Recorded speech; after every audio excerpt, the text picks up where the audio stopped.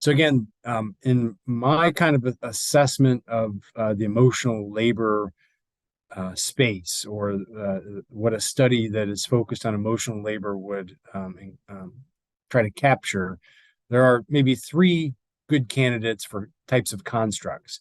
Obviously, you have the emotion regulation strategies, but you can also talk about the emotional goal, which are display rule perceptions. And actually, I've done a lot of work on just display rules and their effects in organizations as well. So that's something that I think is very important. And then you can also talk about trying to measure the felt affect or emotions or moods that people possess.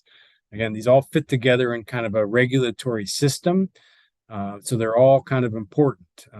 Some studies will just jump in and measure only regulation strategies, but it doesn't really capture kind of what's occurring prior to the use of a regulation strategy, which basically, if there isn't a display rule, then there's really no need to regulate, right?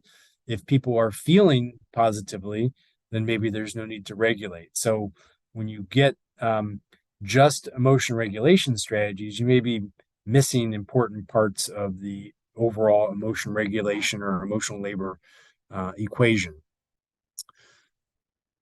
When you read the literature, there are a variety of other constructs that kind of show up depending on your particular research question and kind of what you're looking at. So there are things like emotion display dissonance. This is when your feelings don't match what you display, which actually a lot of authors have said is very similar to surface acting. There's the notion of emotion rule dissonance. So you have a display rule and you feel an emotion that's different from that display rule. And so it's that feeling of kind of tension between your internal state and what is required of you in the job. That's that discrepancy idea. If you go back to that kind of emotion regulation process model, you can also then talk about instances of display rule deviance or breaking character, which is when people say, there's a display rule to be positive, I'm feeling negative, and I don't care. I'm going to show my negative emotions. I'm going to break character. I'm going to do display rule deviance because I'm fed up with needing to show positive emotions all the time, or whatever the reason.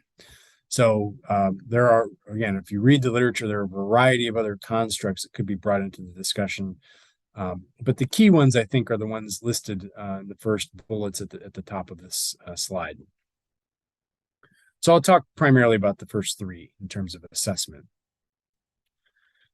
So emotion regulation strategies. So as noted earlier with one of my first students, Robin Gossaran, and also Meredith Croyle, we published a paper in 2005 where we basically adapted items from existing measures. So there's Bretheridge and Lee, Grandy, and Kreml and Geddes, and also wrote some new items to create an emotional labor scale that we could use in our own work. And so with this scale that we included in this paper, we published a scale for surface acting, included 7 items. An example of a couple of items. One is I fake a good mood when interacting with customers, or I put on a mask in order to display the emotions I need for the job. So this scale formed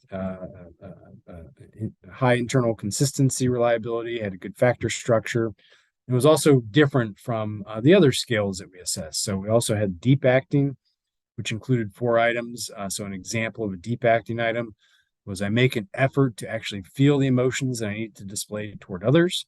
So again, the idea here is you exert effort to try to change what you may be feeling on the inside to make it consistent with expectations. Also had good factor structure and reliability.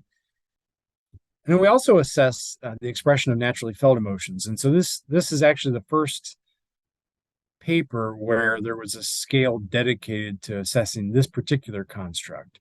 And so this was, if you go back to Hochschild's formulation, surface acting and deep acting were the 2 primary ways that you did emotional labor.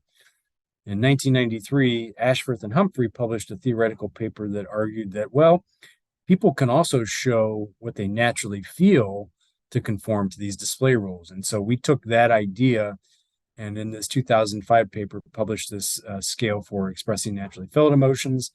Example item is the emotions I show customers match what I spontaneously feel. And so, again, this could be as a result of having kind of automatic kind of reactions that are in line with expectations. And so that kind of maybe gets at this notion of automatic regulation occurring, which is something that I'm working on currently in several projects.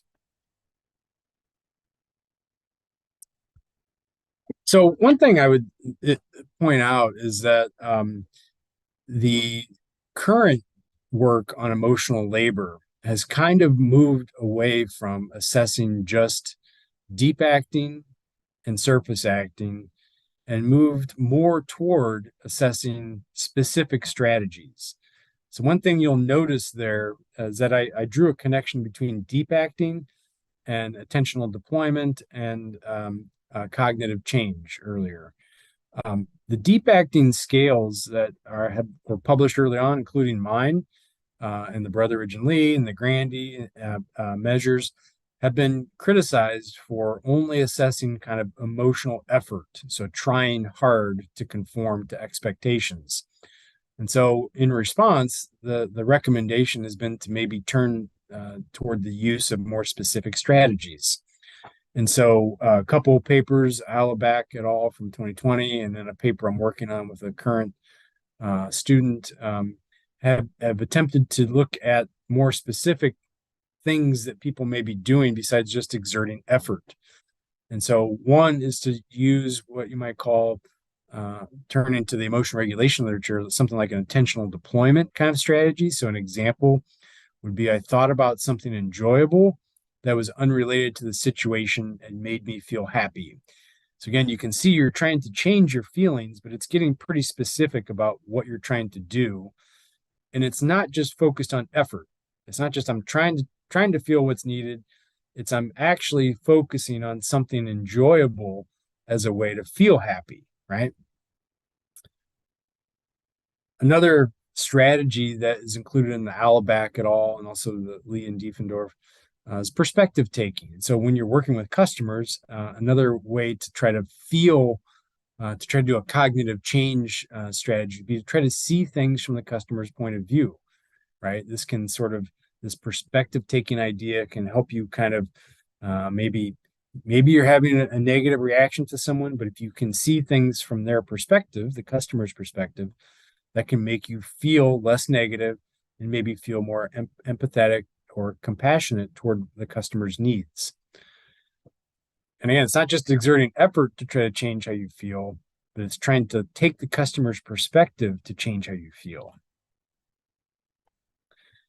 And then there's also cognitive reappraisal as a strategy that is sort of similar to perspective taking, but it's more focused on internal kind of reframing rather than just seeing things from the customer's point of view.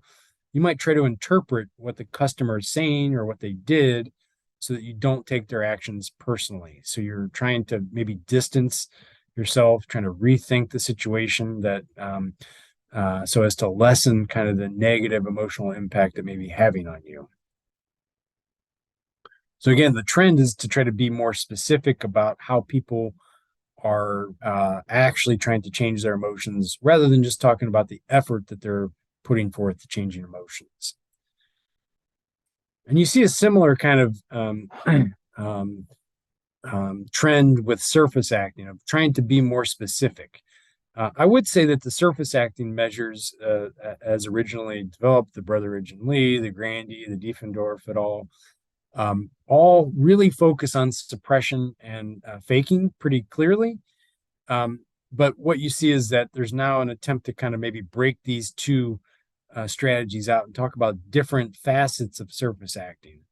So you can, on the one hand, simply suppress your feelings, which is trying to hide what your true feelings are as a strategy, or you can fake or simulate what is needed. So only work on trying to change the outward appearance, to show a smile, to show eye contact, to show kind of positive regard, without necessarily thinking about what you might be feeling on the inside. So maybe you feel neutral emotions.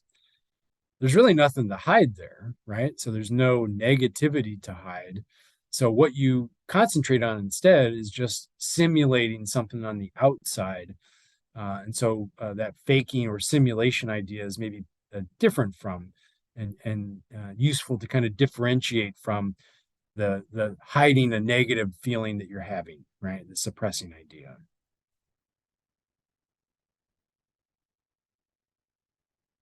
We can also talk about different ways of assessing emotional display rules. Some of the most commonly used measures is a paper by Best et al. From 1997, a paper by Shabrook and Jones. There are others. And again, usually when you're talking about customer service jobs or healthcare jobs, you're talking about the integrative emotional display rules. And this includes demands to show positive emotions, as well as demands to not show or to hide negative emotions. And so you're talking about kind of the expectations that you think you have as part of your job. So to be effective in my job, I must try to express friendly emotions, such as smiling, giving compliments, making small talk, etc. So again, people will differ even in the same job. They will differ in the extent to which they feel that this is kind of required of them. And so a lot of times this is thought to be kind of occupationally driven. It can also be driven by the specific norms of organizations, kind of what a company has for expectations. It can be driven by your boss specifically. So your unit maybe within your company might have more demanding emotional display rules than a different unit in your company. And so these are kind of the norms. And you can see here that it's not about regulating or anything like that. It's about what's the emotional goal for me? And again, you can have goals for showing positive as well as for hiding negative. So hiding negative, is there a requirement to be effective in my job to suppress how upset or distressed I may feel? So some jobs may require that to a greater extent than others. Sometimes you see these two different types of display rules used separately. Sometimes they're combined into one scale, depending on the specific study.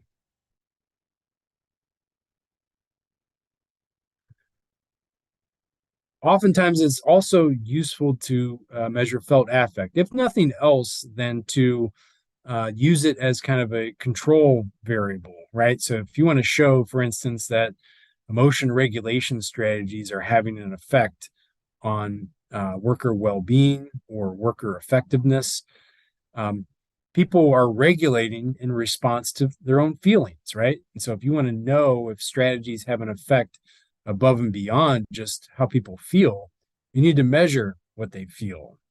And so typically I would recommend some kind of measure of felt affect, which includes both mood and emotion. So affect is kind of a superordinate term that covers kind of more generalized mood of feeling positive or negative, as well as more discrete emotional states that we typically think about. Typically, these measures of felt affect use adjective kind of lists and ask people to rate the extent to which they feel various emotions or affective states. And so one very popular measure of felt affect that I think is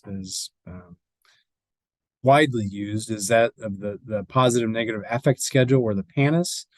And it differentiates between two primary dimensions of emotions, positive affect and negative affect.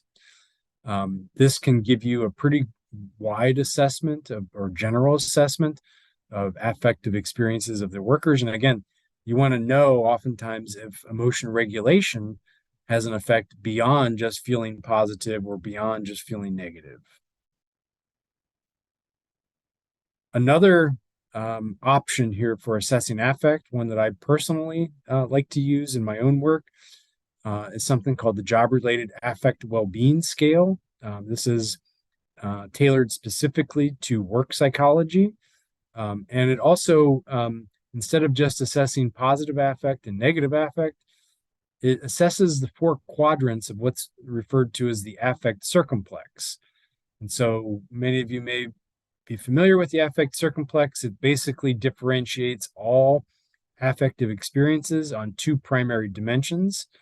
The level of intensity, is it a very strong feeling or a mild feeling, as well as the degree of pleasantness. So is it a positive state or is it a negative state? And so if you look at the two axes there, it divides it up into four kind of quadrants of emotional experiences or affective experiences. So the upper right, you can think of that as high activation positive emotions, feeling excited, feeling happy. The upper left would be high activation negative emotions, including fear, anger, frustration. And those are actually the types of emotions that tend to be assessed with the PANAS, the measure that I noted above.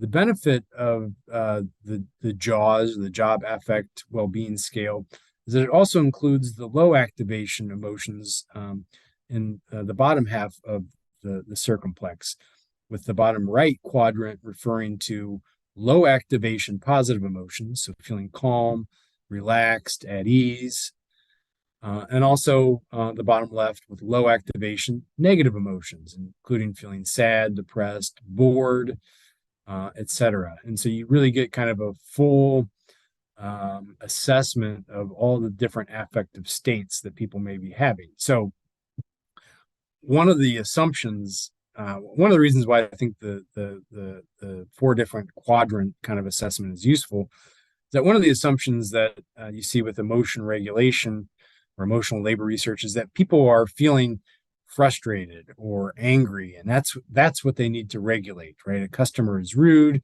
so they need to regulate kind of their own frustration.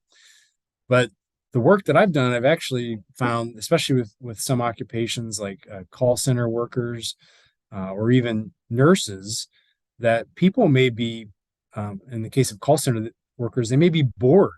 They may see it as monotonous. And so the emotions they need to regulate aren't anger and frustration, but it's boredom. Nurses may be sad for a patient that they have, right? They may feel worried for a patient that they have. And so that they might need to regulate kind of that low activation negative emotion more so than kind of a high activation negative emotion. So anyway, I think it's useful to kind of try to assess the full circumplex if you can.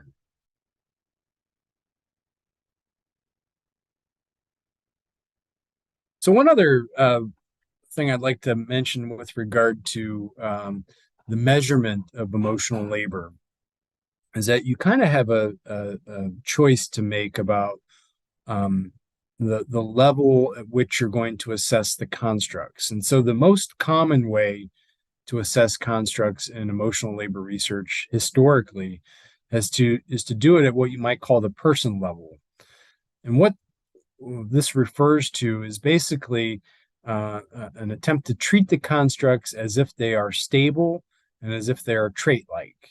And there is evidence that all the constructs that we've talked about, display rules, regulation strategies, affect, have trait-like components. So that is for sure a useful way, a useful level of analysis or level of measurement to consider.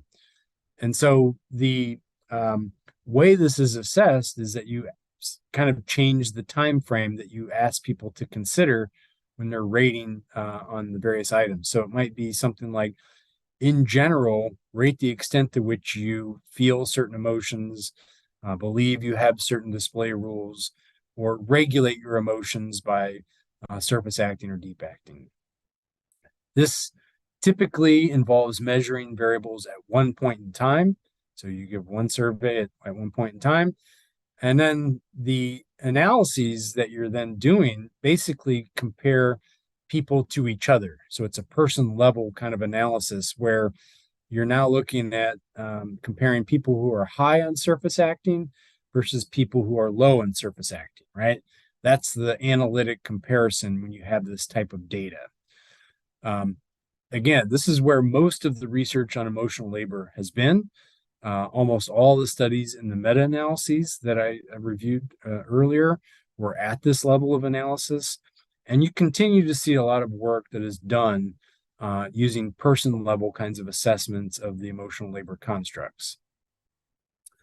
However, what you see in the literature, and I'd say in organizational psychology very broadly, is a movement toward trying to capture things at more of an event level with repeated assessments of the constructs of interest.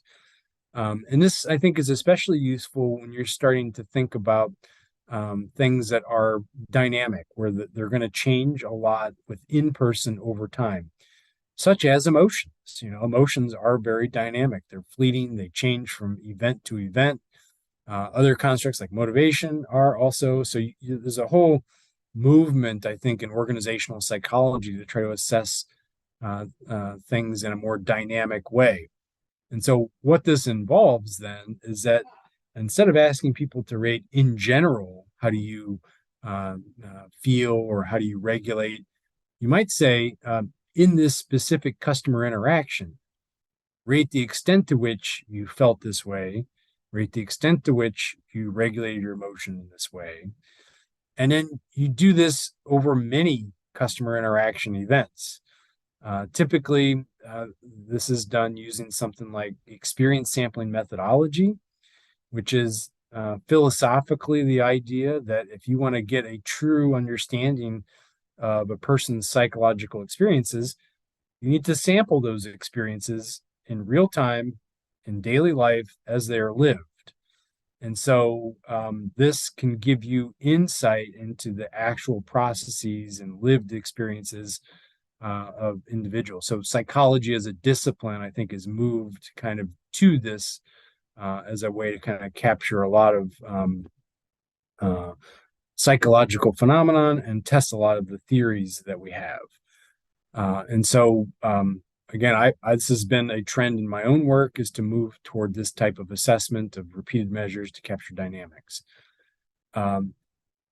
So with the person level, again, you're kind of comparing people to each other, right? So someone who's high on surface acting versus someone who's low. But with this within person comparison, we have repeated assessments across events. The comparison is internal. So you're not talking about analytically that you're looking at when I am high in surface acting versus when I am low in surface acting. So it's a within person comparison now, as opposed to between person comparison that you would see with the other level of measurement. And again, I think an argument for this is that this focus on events and repeated assessments really maps onto the emotional experiences people have, and also the process models of emotion that you see, and the process models of emotion regulation.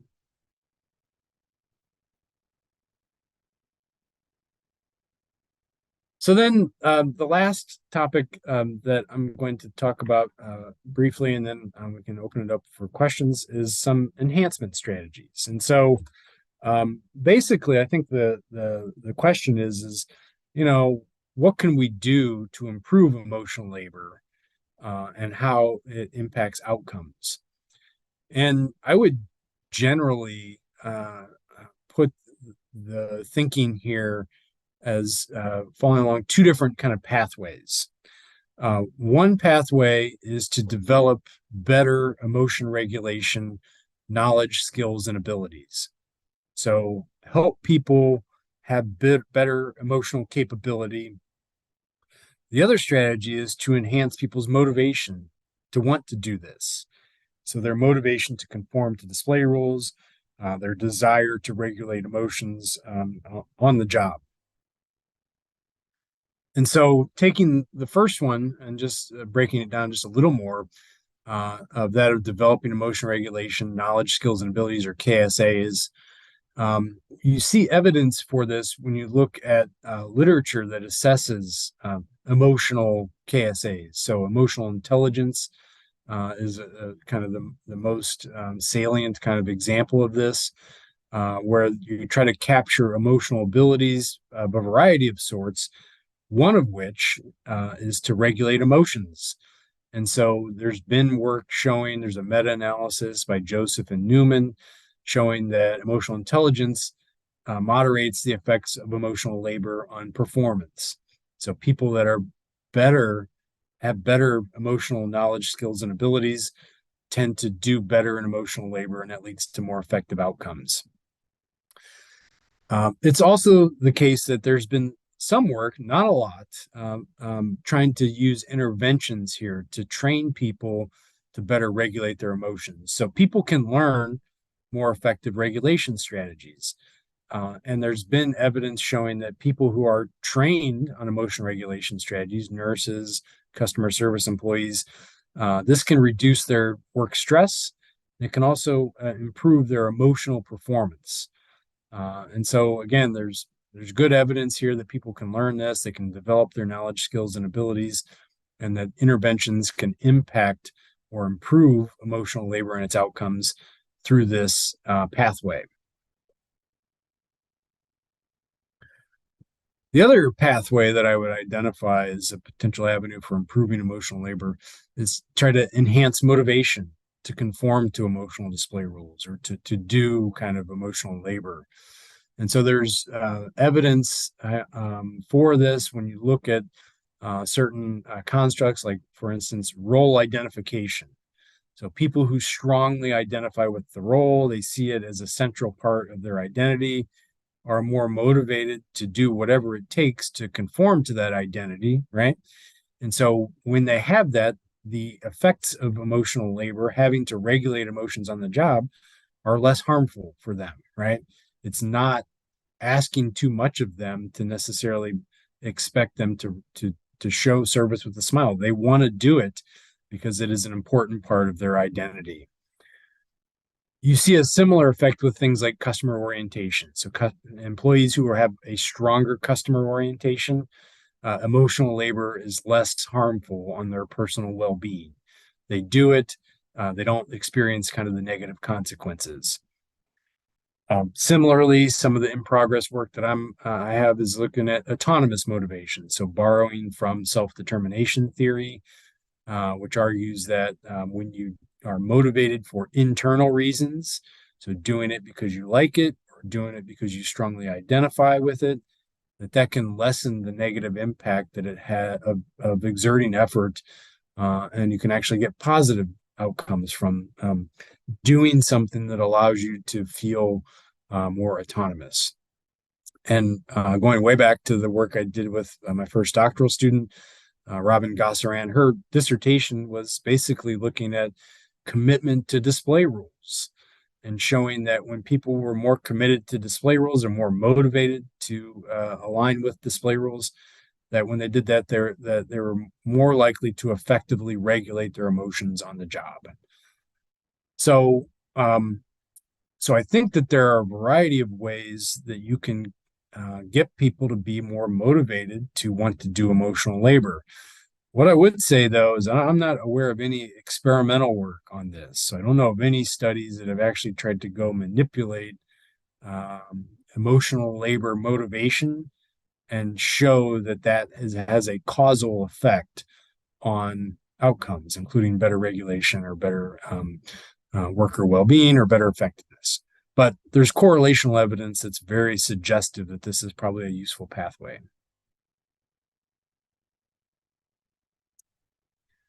Okay, so thank you for listening. I hope I didn't talk too quickly. I'm happy to answer any questions.